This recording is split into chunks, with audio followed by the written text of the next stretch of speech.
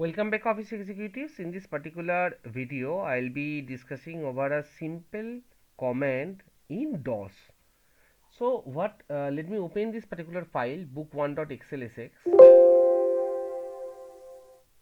Okay. So, I have already kept it open. Let me close the previous one. Now, if I open this particular video, so I had already kept my book1 SLSX open. So, Excel was refusing to open the same book twice. So, this is the master sheet. So suppose I want to make a duplicate of it. So what you can do is that you can just close this one as well.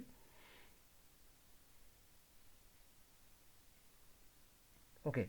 So what we can do is that we can just right click over it and then click on this particular option, copy, and then again just click on in here. So let me just show you what I want to do.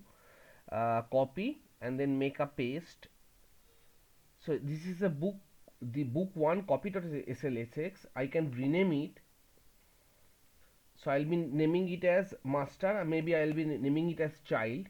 So you can I can get a feel of a programmer if I am using a DOS kind of window. So here I can just simply write cmd and open the DOS prompt. So I'll be making a duplicate of this particular file, book1.xlsx. So to get a feel of a hacker or a coder, I can use this particular option, color 2, to change the coloring style of the DOS font, and it is showing in green. Now we can write here a simple command, copy. I'll be copying the book1.xlsx, and I'll be naming it as the January is coming, so January underscore sales underscore copy.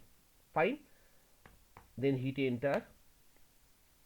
So as you can see that already the file is being created in here, January sales okay. So I did a small mistake, which is I didn't apply the extension to the file. So xlsx and hit enter. So here it is, January sales copy.xlsx. Let's open it up and see how it looks. So it is the same file which I was using earlier. There is nothing fancy or nothing different in the file which I have just opened. I made a copy of the previous file, and instead of using the GUI interface, that is clicking on it and then right clicking on it and then click on copy, instead of using the GUI, I use the command prompt, which is a simple command to get a feel of a programmer. So I use the color 2 to make get a feel of a hacker, and then I use the simple command, copy book1.xlsx. So I'm copying the master file and I'm copying it to January sales copy.xlsx.